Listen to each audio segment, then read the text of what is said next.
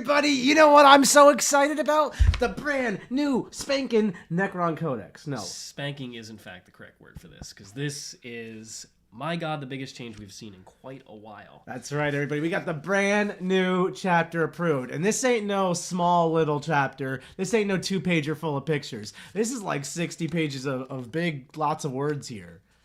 There's there's all new secondaries for the game, as well as for every single faction. Do you know how many factions are in this game? Too many. I do now. There's quite a lot of words to read. And they added new ones for like the Chaos Legions. Not only that, but they got rid of some of the classics. That's right, everybody. Good old-fashioned Stranglehold. Everyone always takes Stranglehold. That's just gone. That's a spoiler. We were gonna save that. No, I had to spoil it. It's too good to keep instincts, but there's so much good stuff in here, and we're gonna break it all down for you. All right, we're gonna mostly focus in this video on the overall game-wide changes, which is in command points, how you access warlord traits and relics, and then we are going to focus on the generic secondaries that have been updated, and some have been removed, like Nick mentioned. That's right. We're going to go through all the major changes, the minor changes, all the changes in this book that we could spot, and then kind of give you our hot takes on how we think the game is going to evolve from here. And, of course, if you're new to this channel, we are competitively focused. We basically try to take this game and teach you how to get better about it, how to enjoy your hobby more, all that good stuff. So if you like this content and more videos like it, give us a good old-fashioned like, comment even, let us know that you like us or hate us. We got thick skin, we can take it. And of course, slam that subscribe button. That's how we keep doing this content for you. Let's do this for you. If you want to go on a deep dive, head over to the link in the description for the War Room, where we do all of our private teaching. We got coaching games in there, strategy sessions, all sorts of faction clinics. And for this GT packet, every single faction is going to get a video on how their secondaries and the overall command point change has affected them, and then the second video on how all the points changes are going to impact them. So, Nick, if you want content, this is the place to be. This is the place to be. Competitive content, the War Room.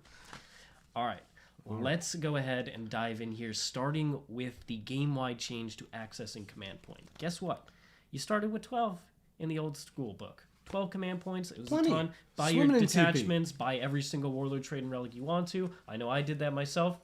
Strike Force missions are now 6 CP to start. Whoa. You just cut my CP in half. Half of that. I did. You're going to get them back over the course of the game, but not up front. And that's where you spent a lot of warlord traits and relics and bought detachments. So all of that is about to be on a diet. Okay? Diet, Nick. Diet starts Monday. It starts now. You know what day is today.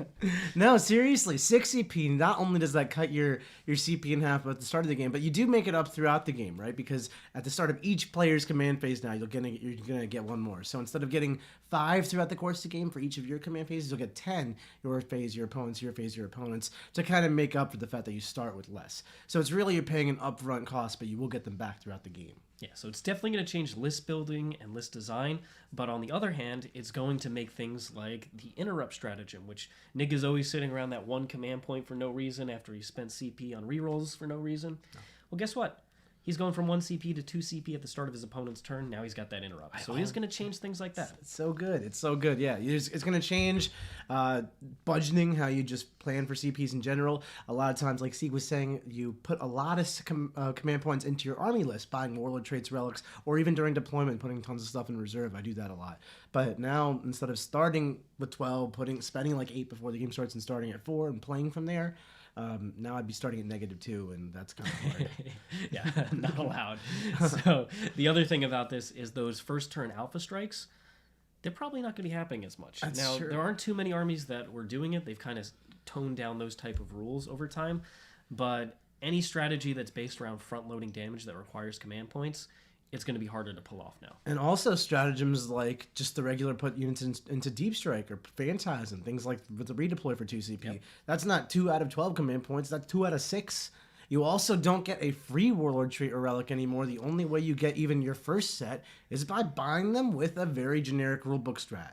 So you can buy your first one with the relic and the first warlord trait with the generic rulebook strats. Then you can still use all your Codex ones to end up at the same total, although you will have no command points left after you're done. Yep, so armies like Admech that want to buy everything in the world, It's gonna be tough nowadays. Most armies these days really have a lot of warlord trait and relic options that are very good, almost to the point where you too many choice overload. You just buy them all. You buy them all. So the fact that this is a change really not only nerfs those armies that just spam out warlord traits. I'm looking at you, Space Marines. I really am. But it also benefits a lot of those armies that were weaker that didn't have a million warlord traits or relics. Necrons. They don't care about this change. They're like, heck yeah, this nerfs every other army except for us. That's true. Demons, I'm looking at you. You're getting some love here. You don't even have warlord traits, relics, or even stratagems. You're fine. Don't need them. You don't need them.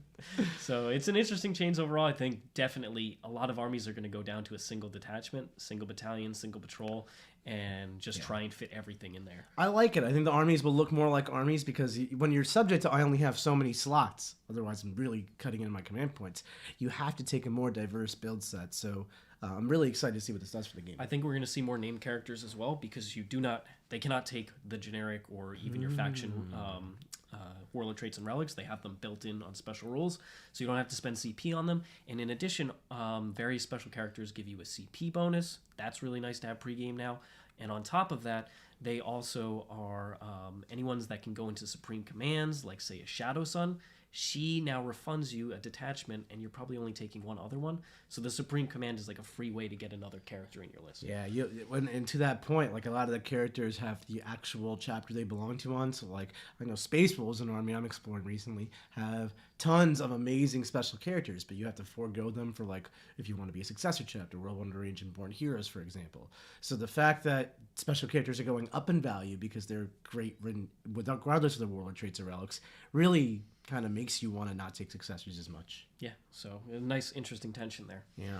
All right, let's dive into these secondaries. So secondaries for a while have been relatively static, I'm going to say. There's been only a handful of secondaries that you were going to take in most games, and they were Stranglehold. To the last, it was one that you often built in, although it was competing with no prisoners. On the other hand, you had something like Bring It Down. If you wanted to go for a kill secondary, Assassinate was a little harder, and Titan Slayer is very niche. And then in the action secondaries, it was pretty much either Retrieve Nachman data and previously Retrieve Octarius data, or Raise the Banners. The other two really didn't see much play.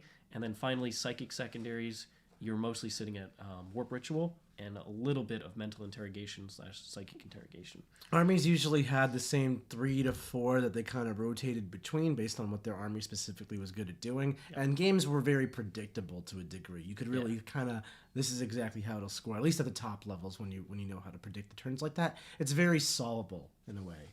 So I think that reducing some of the secondary count and leaving the more challenging ones, not the easier ones. There's only 2 in Purge the Enemies, only 2 in No Mercy, No Respect, 2 in Battlefield Supremacy, 2 in Shadow Ops. You're going to see a lot more options from your Codex secondaries, which are fully fleshed out. Tons of words on these pages. Some are reprinted, some are updated with brand new wording. And some are really long, like this Black Templar's one. This like who knows how much stuff is in there. That's one secondary. That's so many words. Far too many. Far too many. Nick doesn't want those 15 potential points. No. He can't possibly read that.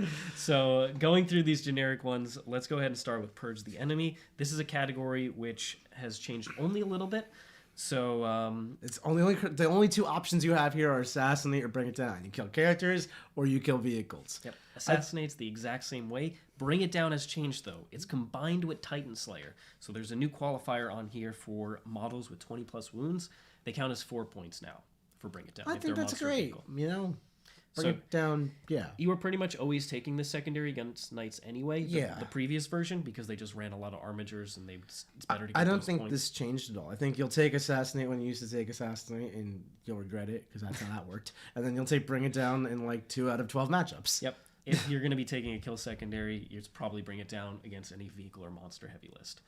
Assassinate, it's riskier, but against an army like Blood Angels where they have like 6, 7 characters and they're aggressive, part of the push of that army, sure, maybe you take it, but still. So then in No Mercy, we got Grind Them Down, good old-fashioned grind. Unchanged. Unchanged. So that's That's the same. No prisoners remains the same as the Knackman packet, which updated it to give those bonus points after you pass the 50 wound threshold. And or the I 100 like that. wound. I think that's a great place for it. It's in a good spot. What's gone is to the last, which was a secondary Nick and I abused the heck out of. Built it in almost every single list. And we're just like, cool, I start the game with 15 points there, 15 points on Stranglehold, and we're going to keep on going. We're going to have to figure out banners or rods. Maybe I'll do it to the ritual. It's like a ritual, and then just that's free money. But no more free money. No more free bananas here, Nick. I like the bananas. No more. Okay, well. Huge change. It sounds like the secondaries we've seen so far, the ones that remain, are 4 for 4 killing the opponent. So we may have to start doing some more violence in 40k. Sitting back in your own backfield and just raking in the points, not going to happen here with the last gone. And this is a category that is once again kind of like Purge the Enemy. It's more situational. So now, if you don't do the action secondaries or Battlefield Supremacy as well, you might be on the struggle bus. I like the subliminal messaging going on by the book too. You know, it used to be Battlefield Supremacy was the first category you read. Now that's not the first category. That's in fact not the first two that are on the first 2 pages. You're seeing a lot of pain in the train early on. Yep. Subliminal. The previous set of missions, which are the same in here besides the command point change from the Knackman packet, they have more objectives in the middle of the table. They want you to be fighting over those central objectives. These secondaries do as well. I also really like one thing about the book is that they have in the category, this is Purge the Enemy right here, No Mercy, No Respite over here, all of the different faction secondaries that also belong in that category. So it always happened. I like people would say to the last no at the moment. That was the combo I saw all the time. And then like as a commentator, I'd be like, you can't take those two. And then hopefully people will stop because it's right here. Yeah, that's a nice that's quality a nice of life change. Yeah, I like that. So they actually did put effort into this chapter approved, which is proud, like excellent work, Games Workshop, and we have this thanks to Games Workshop. So very much appreciated because I'm very excited about these rules. Not honestly. only do we have it thanks to Games Workshop, which is true, we also have it thanks to all of you subscribers because you have to hit a certain subscriber threshold for Games Workshop to even acknowledge you exist. And we couldn't do that without your support. And even when they hit it, they were still like, you might not exist. They weren't sure. We'll wait until you're a little bit, and then they were like, okay, all right, you're cool. So thanks so much, everybody. Yeah, seriously. Warpcraft, we've got Abhor the Witch, still exists, same as its previous updated version. Warp Ritual is also the same, still capped at 12 points. Still a good secondary if you can get your Psyker in the middle and then move it again. That's where you start seeing this secondary. Otherwise, it's a little risky against fast armies. Or if you have a great and clean one. Yeah, he's not good at anything. That's why you gotta be so rude. I gotta tell the truth. Psychic Interrogation. So this is changed, okay? Has it? Previously, the updates remain the same, where it's 24 inches, doesn't need line of sight. Those are big boosts to this secondary, because it used to be 18 inches. It's still 3 points, warp charge 4, that's all nice, but it has an additional addendum on here. In addition, if the result of the psychic test is equal to or greater than the leadership characteristic of any enemy character models within 24 inches of this psyker. Wait, so any, not the one you're interrogating. Not the one you're targeting, any of them. You seek out the weak. And then if you complete the psychic action, you gain a command point as well if you beat their leadership. That's really cool, especially because the way the command points work now. I like that they're giving some incentivization or some bonus command points bait into your army, and especially on secondaries, I think that's really cool. Because you may not. I know Siegs and I always talk about how you don't really get 15s on psychic interrogation. You're at best getting a 12 because you're not doing it turn 1, and then maybe things go sideways. You don't get a 12 on it anyway. Or your opponent has transports, and I made that mistake. But now you can legitimately at least get some ancillary value. Maybe only get 9 points on this thing instead of 15, but 3 CP. 3 CP. And you do have to roll equal to or higher than your opponent's leadership. So it's going to be not that common to do it, but there are weird boys. They're like leadership 6 or something. Yeah, there's all sorts of random cheap characters in the game. Yeah. And guess what? Punished. Oh, yeah. Commissars, just junk, Kroot. Do you even know what the leadership of Commissar is? It's not 11. It's not 11. It's not 11. All right. So heading over to Battle. So Pierce the Veil is the one that's gone. And Mike Brandt cares. You tried to take it one time and failed miserably. I have taken it Oh, you actually took it a few twice. You times. took it- I've taken it I think 3 times. I think I've scored an 8 on it in all of my games. Maybe I scored a 0 once. So I think I scored an 8 every time. You scored a 0 against my early Blood Angels. That was a good one. So Pierce the Veil is one of the more common secondaries in the game. Shame to see it go. This is a darn shame. Battlefield supremacy. We got behind enemy lines, which remains the same, and then we have engage on all fronts, which changes. Okay. Wait, what? Engage on all fronts. So it used to be a common pick early in the edition, and then Stranglehold appeared and was like, everybody take me instead because I'm way better, easier to score, you have to trade less resource. It's awesome. So engage has changed. Guess what? The previous qualifier that you had to have units with at least 3 models has changed. So previously, if you had 1 or 2 man units, say 5-man intercessor, it got whittled down, it's only 1 model, it would no longer score engage. Now they changed that qualifier. So if your unit starts the game with 3+ models, you can score engage. So a unit of intercessors that goes down to a 2-man, turn 4, can walk into the quarter and get you points now, unlike the previous That's version of it. super good, especially since you're gonna see engage taking a lot more because there is no stranglehold, and you need to be able to do it. So that's great change, especially for armies like Custodes or the 3-man Tyranid warrior type style things.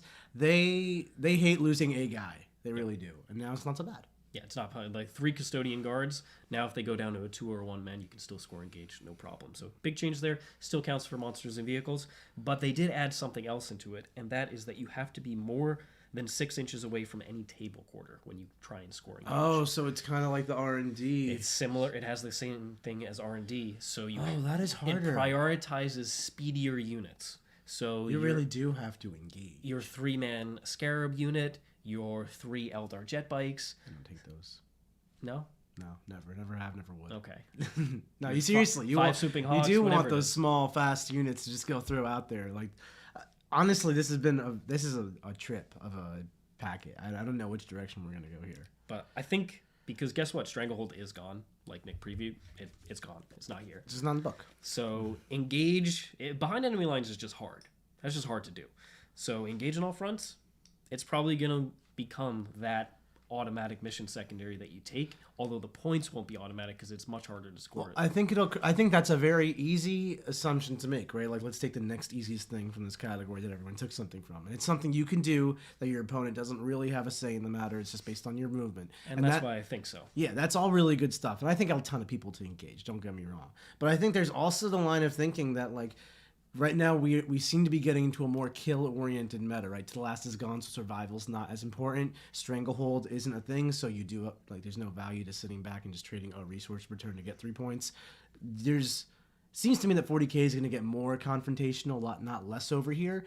And if you're throwing units to your opponent's side of the board really rapidly in those early turns to get engage points, maybe you go into the actual confrontation with fewer stuff, because you lost a lot of resources early, and that can get you into some troubles. Just some interesting thoughts going on. Definitely. I think there'll be multiple ways to play. Then we got Shadow Operations, Teleport Homers is gone, and Investigate Signals is gone as well. Basically, nobody took those. So Raise the Banners. It's here, it's changed. Okay, how did it change? Well, several ways. First of all, the qualifier that enemy units could not be on the objective in order for you to start the action, that's gone. And that is true of a lot of the action secondaries here, that enemy units being on the objective preventing you from starting the action. They've taken that away. And I said this at the beginning of the edition as a whole, that was probably too strict. You're already giving up a unit doing a lot of things and keeping them in this one position, and now your opponent can actually just deny you. I thought it was a little too difficult. I'm glad that they've made this change because that makes banners a lot more palatable. On top of that, in order to remove banners from your opponent, you only remove banners at the start of a command phase, so your opponent's or yours. It's no longer I charge onto an objective in the charge phase, I take the banner down. It doesn't matter if I kill your unit or not. You're not taking it down. What's really interesting with banners, because this makes banners so much better. Like, all the problems with banners are now just gone. What makes banners interesting right now is that with the current Nachman packet, where all the objectives are laid out in most of the maps, not every map, but most of the deployment maps and the missions, the objectives are in no man's land, oftentimes in a place very easily fought over by your opponent. So it's hard to get a banner raised up on there and keep it up for long. This helps that a lot, but I think because the objectives are still kind of like not easy to raise banners and keep them up on. I don't think it's going to be an auto take, but something to keep in mind if they change the primary missions but don't change the way banners work right now in the future, put a little more objectives, more defendable, this could be like a free 15 like Stranglehold used to be. Yeah. I think it's improved in value, but it's still going to be, I'm probably looking at a 10. Yeah. At best. It depends Still on the hard mission, too. Like, Recover the Relics is a very easy mission to get a 15 on banners in, but then something like Abandoned Sanctuaries is very hard. Yeah. So it's definitely play it by ear. Then we have Retrieve Nephilim data. This is basically the same as Retrieve Nachman data. It keeps changing names. Changes names. They've kept the qualifier that infantry or biker units can do it. Still have to be more than 6 inches away, and then if you're troops, you get -1 to the roll. They kept the roll off in here. I actually like this secondary. I think it's gone through enough iterations of itself that it's kind of found a balance point where it's challenging but not impossible, and there's a play to it from both sides. I think it's a pretty well designed secondary. Yeah, I think it's pretty reasonable to get an 8 in most games. Getting the 12 is a bit difficult, but still possible, especially if you build in tools that on turns 4 or even turns 5 can teleport, redeploy, stuff like that. Mm-hmm. All right. So what's next, Mr. Siegs? Those are the generic ones. Secondaries. Now, there's a ton of faction-specific secondaries in here. Like I said, we're going to be going through each one. We're doing a video for every single faction, talking about them and how they fit into the new meta. But one thing to note is that faction secondaries and how they work has changed. Now, if you have access to faction secondaries because you're running, pure of your faction, you are able to take more than one of them, as long as they're in different categories. So for armies that have multiple good faction-specific secondaries in different categories, it's going to become a lot more popular for them to be taken. I know a lot of secondaries and a lot of factions are often overlooked or not taken because it's like, I have this auto-take secondary for my Codex, so I'm just going to take that. Or like when I play Death Guard, sometimes I want to take Spread the Sickness, sometimes I want to take Despoiled Ground, sometimes I want to take both, but I have to choose. Now I don't have to choose. And especially that Stranglehold until the last are gone, you may start seeing people build their own Codex secondaries, build towards them, get real creative with their list writing, take weird choices specifically to accomplish their own unique army tasks, and build diversity is going to go through the roof with this one. I love that. Yeah, I think there's nice flexibility here, especially because they went in and reworked a lot of them, especially the ones that you hadn't been seeing. So there's going to be greater diversity and multiple builds here where you can rely on your faction specific ones in certain matchups or go for the generic ones. This will cause a lot of people to need to increase their game knowledge, especially if they're trying to compete at the higher levels, because it's not just like the same scenario over and over where your opponent takes Stranglehold and it's like, all right, that one's already a gimme, and then it's really a choice between No Prisoners or To the Last or Retrieve Data or Banners. Now it's like Zeke's doing 3 Necron Horns and I don't even know what their names are. And you're going to just watch me rack up the points, baby. Yeah, I'm just going to watch. I don't want to just watch. I want to participate. So you're definitely going to, but luckily, like Nick pointed out, they made that quality of life change so you can see all the faction-specific ones in that category, so you can go through them very easily. Spoiler alert, the Necron ones are all awesome. So they somehow managed to improve dramatically some of the worst secondaries in the game.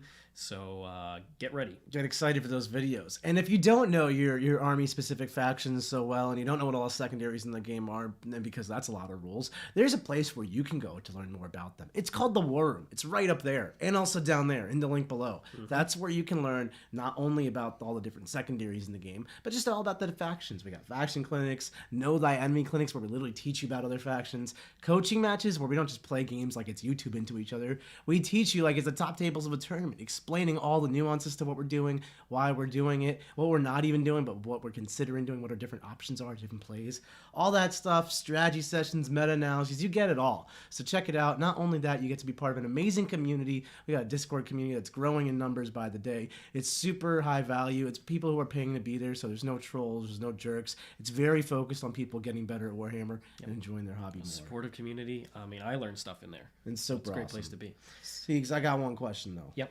What's your favorite change out of this book so far? My favorite change is the fact that they got rid of the automatic secondaries, specifically to the last, which required kind of tailoring. Took mine. It required tailoring your list in such a way that it was awkwardly fitting pieces together, and it created a situation where one person's army could basically do nothing while their opponent's army had to put the entire game on their back to try and win it because they were started in a losing position. I think that type of scenario is going to be a lot less common now. Mine was to the last, but I'm almost equally as happy they removed Stranglehold for more or less the same reason. It's a great secondary. I'd take it all the time. Same with to the last, but it led to stale, boring, predictable games, especially to the last because it led to non-interactive, stale, boring, predictable games, and that's terrible. I want to play 40K. I came here to play the game, and I think this new mission pack is really going to encourage that, and I'm all for it. I also want the score to be less predictable. I want closer games where it's back and forth. It's back and forth. There's a lot of action, and that's going to be better for streaming. That's going to be better for just people enjoying the game overall because you get to participate. You don't show up and just lose a game. I can't tell you how many top table games we're watching. It's like, well, it's really close on the scoreboard, but we know who's going to win by 4 at the end of it, no matter what.